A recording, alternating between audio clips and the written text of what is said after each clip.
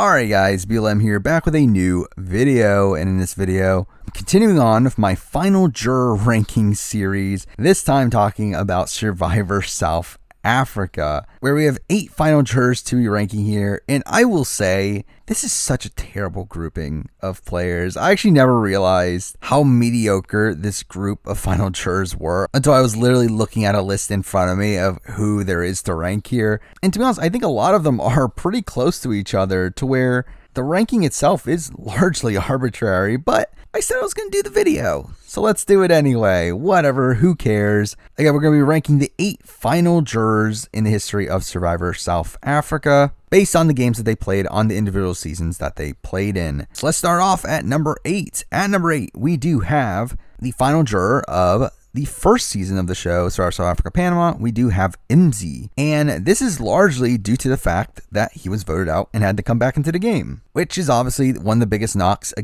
player can have in my eyes, especially because he ends up winning immunity at Final 5 after he returns to the game, and then is also safe due to a twist at Final 4. And then also gets eliminated at Final 3 due to another twist. Where again, the end game of South Africa Panama sucks, where from the Final 4 on, it's determined by challenges. But still, again, like he returns to the game after being voted out, and that's how he gets to be a final juror. It's a pretty bad path at the end there, but I will say that I think he actually played okay in the pre-merge. Like in the pre-merge, he was a dominant figure on his tribe. I mean, he is in the majority the entire way through. He is in the best position with his alliance with Vanessa, allowing to carry him pretty much all the way to the merge. And also, Vanessa is someone that wanted to quit the game to give Imzi a chance at winning the game, which is also extremely impressive that he was able to have someone want to do that. So really, if it wasn't for the fact that he got voted out, like if his tribe came into the merge with the numbers, I think Imzi would actually be number 1 on this ranking. But due to the fact that he was voted out and had to come back to the game, he is actually at the bottom instead. So what are you going to do? Next up at number 7 is a player that was in the majority for a lot of the game, but was very passive within the majority and wasn't really well respected within the game either. And that person is Proverb from Survivor South Africa Santa Carolina.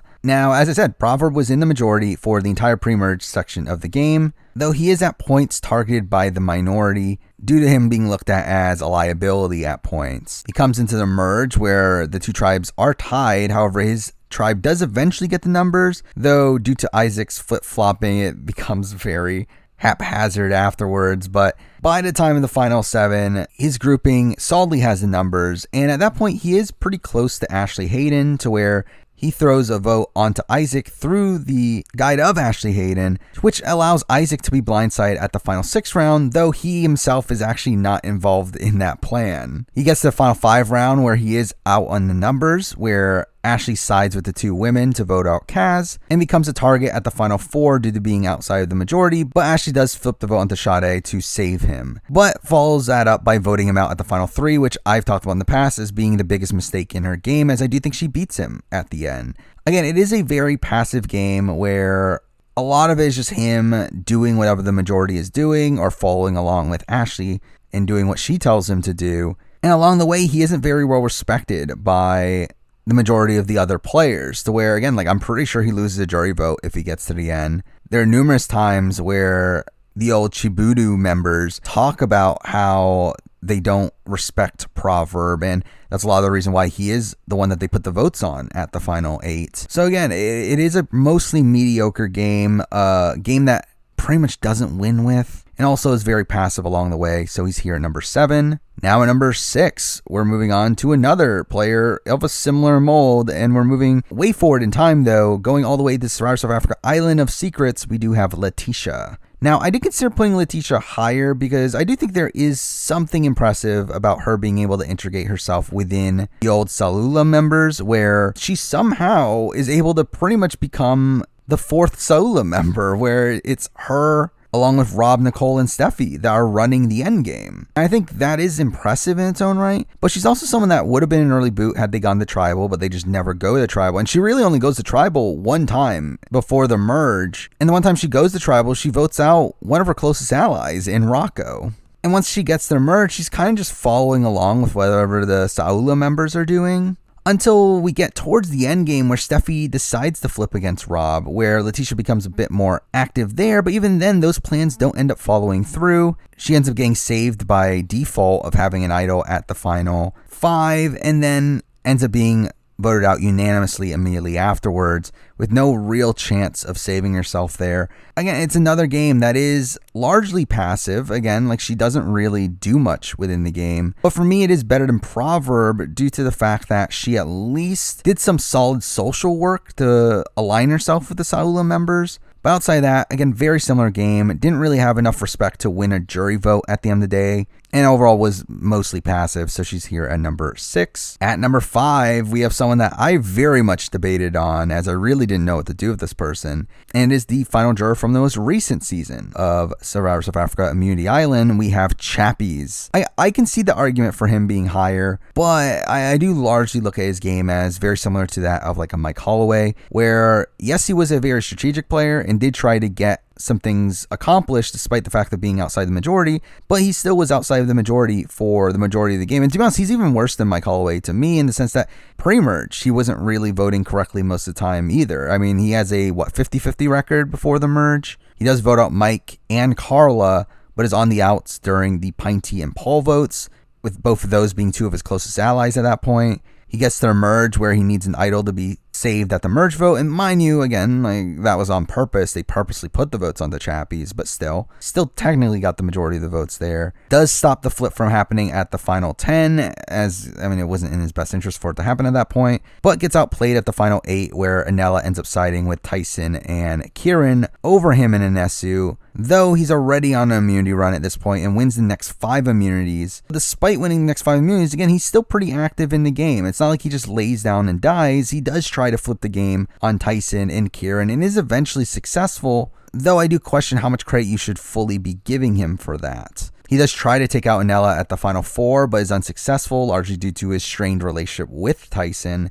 But again, like, at the end of the day, it is a very topsy-turvy game. A major reason why I definitely have him above the last couple of people we talked about is because, again, he does win the game if he gets to the end. He just needed that one last immunity challenge. But then again, he was in this position where he needed the win immunity challenge to even get to that point to begin with. And him losing that final immunity challenge really shows how high variance going on an immunity run is in the game of Survivor. So again, it's a game that's a bit all over the place, but I did feel like number 5 was the correct spot for it. Now number 4, we're on to a bit of a better final juror here, though still one that has massive holes in their game, and that is the final juror from Survivor South Africa Philippines.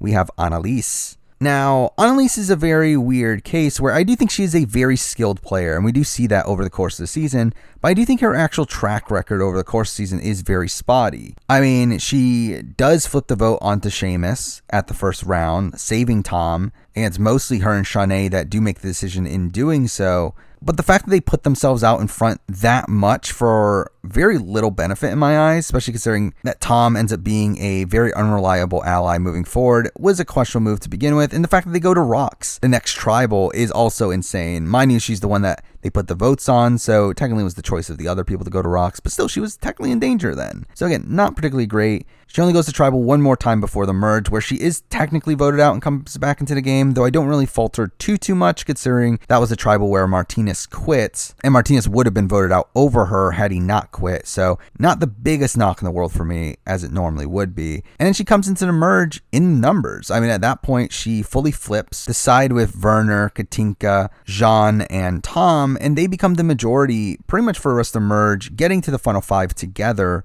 And along the way, she does build a strong bond with Tony, to where Tony hands her the extra vote on her way out. But I do feel like the final 5 round is a very wonky round for ANNALIZE, to where she's completely on the outs when Katinka ends up getting blindsided.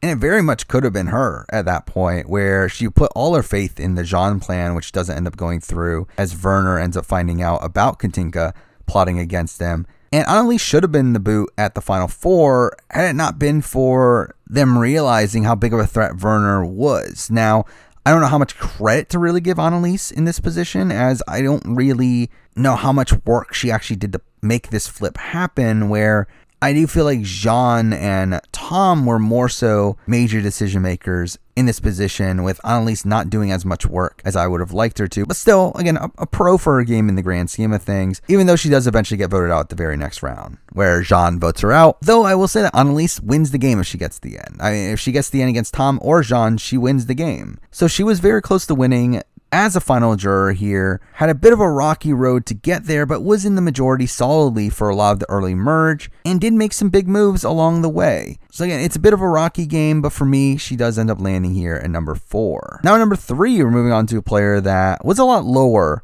on my initial draft of this list, but then I thought about it a bit more, and I was like, I feel like they should be higher, even though they spent a lot of the back portion of the game outside the majority alliance, and that person is Amanda from Survivor South Africa, Malaysia. Now, my problems with Amanda are that, 1, she's pretty confrontational and did get into fights while out there, and 2, again, she spends the entire post-merge outside of the majority. However, I do feel like she does have some pretty big pros here. And first up, she's in the majority for the entirety of the pre-merge, where she's part of the initial majority that votes out Nicola, and then she's also in the majority on the swap tribe, where she's able to reconcile with Dyke and hold the numbers up until the merge. However, again, like post-merge, she's on the outs, but I think when looking at it, you really have to consider why she was on the outs. And the main reason is because of a tiebreaker, where, again, they merge tied in numbers, and Lorette ends up beating Hein in the tiebreaker challenge. And because of that, Amanda ends up being on the outs.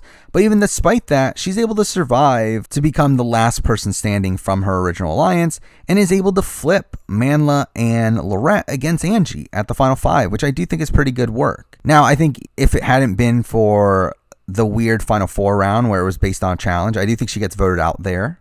And she does proceed to get voted out at final 3, which is not particularly great. But I think we also have to look at the circumstance of what happens if the game went another way. Where I do think if Hein had won that challenge, I do think Amanda is in a pretty decent spot to win the game, especially if she gets to the end against Angela, which I think is her most likely outcome there, depending on how challenges play out. So really for me, the reason why Amanda is number 3 here is largely because she's the first one that doesn't have a major flaw in her game. Again, with Annalise, there are definitely some questionable moves here and there. She technically got voted out, but again, that's kind of a weird situation. But Amanda, for all intents and purposes, was in the majority at any point that she actually had control in how the game played out, and then was only in the minority at points due to the tiebreaker that ended up happening. And if it wasn't for that, Amanda probably would have been in a good position to at least get to the end of the game, and if not win at that point. So for me, I did feel like there's enough pros there to have Amanda here at number 3.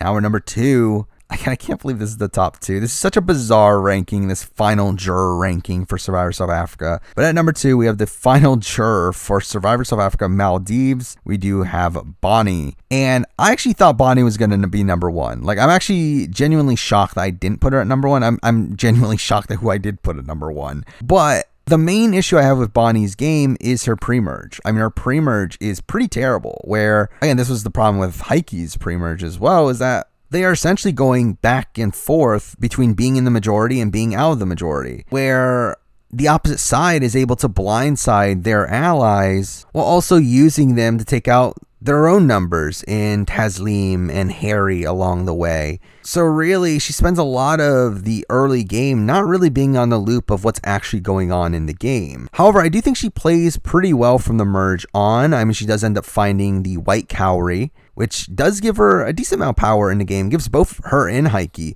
decent amount of power in the game, and the fact that it nullifies a vote at tribal. And with them being able to trust each other pretty solidly there, like they're able to hand it back and forth whenever necessary, which gives them a decent amount of power there. But also from that point forward, I mean, she's pretty much in the majority the rest of the way. I mean, she is playing the game along with Heike and is essentially his second in command. They get rid of Simon, followed by Malusi, followed by Tayshawn. They get Let's Go on their side to get rid of Sean, which I think that is largely due to Bonnie, where, again, Let's Go was much closer to Bonnie in the game than she was to Heike. They continue on the pagonging, getting rid of Allison and MXO immediately afterwards. But then we get to the biggest flaw in Bonnie's game, and the fact that she gets voted out at 3 despite her really good friend winning the final immunity challenge. It's completely asinine of Let's Go to take Heike to the end over Bonnie, considering Bonnie loses the game. more than likely, which is another flaw in her game, and the fact that she doesn't really win a jury vote in most scenarios, wasn't really well respected by the jury. But the fact that she doesn't even get to the final 2 is pretty bad, considering, again, Let's Go wins final immunity, and she was much closer to Bonnie than she was to Heike. And it was also just the incorrect move for her game. So the fact that Bonnie couldn't even get Let's Go to take her to the end is pretty bad. But again, she pretty much runs a lot of the post-merge section of the game, which is more than we can say about a lot of the other players in this Final Juror ranking. So she lands here at number 2. And at number 1, how did this happen? How are we in the world where number 1 on my Final Juror ranking for Survivor South Africa is the final juror from Survivor South Africa Champions? We have David. Again, how is this the world that we live in, where he is number 1? Again, for me, it's probably more indicative of how weak the field is here, but it is pretty insane to me. David is someone that was in a lot of danger early on in the game, but is included in Graham's counter alliance to where they flip the game on Ashley and hold the numbers through the Marsha vote. After that, he is ostracized once again, but is able to successfully get the votes onto Shona in the situation where they get outed for having an idol, and is also able to survive the very next round where Philip goes home, which I will say is actually pretty impressive that David even survives that. He then gets to swap, where he is essentially swap screwed onto a tribe with a large Utara majority, where he is down in the numbers 5-2. Yet despite that, he survives 3 tribal councils on that tribe, which is completely insane. He's able to integrate himself well within the Shane and Marion alliance to where they vote out Gina first. And he does some pretty good work in throwing Gina under the bus along the way and helping in the stealing of the idol. And then again, it's impressive that they vote out Sonette and then Steven over David before they get to the merge. It is pretty insane. And I think that is indicative of him doing some good work along the way and building a bond strong enough with them to where they believe that he was going to stick with them coming to the merge, to where he instantly flips back and votes for Shane and then Marion on the revote and takes them out. And from that point on, he does a really good job at integrating himself within the Graham and Savion alliance to where they become the 3 that runs the game, pretty much controlling the game from that point until the final 5. They take out Solly and Moira and then Vel, and then we have the Shane blind side. Althoff goes home. And again, they hold the numbers to the final 5, where they are essentially the 3 going to 3 had it not been for Sivu having an idol. And Sivu having an idol obviously messes with their plans. Xavion gets taken out. And we get to the final 4 where David does essentially quit the game. Though even that quit doesn't go through and he ends up going into fire making where he loses against Sivu. But again, despite him quitting the game, Boulay still tries to save him there, which I think is also something we have to factor in here. Somehow David ends up playing the best game of these final jurors. It's weird because it's David and he is this really wacky character and someone that you would never expect to be number 1 on this list. But the more and more I think about it, I do think it is the case. Again, he was in the majority for the majority of the game. He is someone that goes to all but 2 tribal councils over the course of the entire season and votes within the majority the entire way through, especially when factoring in idol plays. There's only one point in the entire game where the person that he votes for is not the person with the majority of the votes, and that's during the Philip vote where it was a vote split. And also during the final 4 round where, again, it's a tie. Again, that is a pretty insane stat for a player like David. And because of that and all the other reasons I've stated, he is the number 1 final juror from Survivor South Africa. But there we go.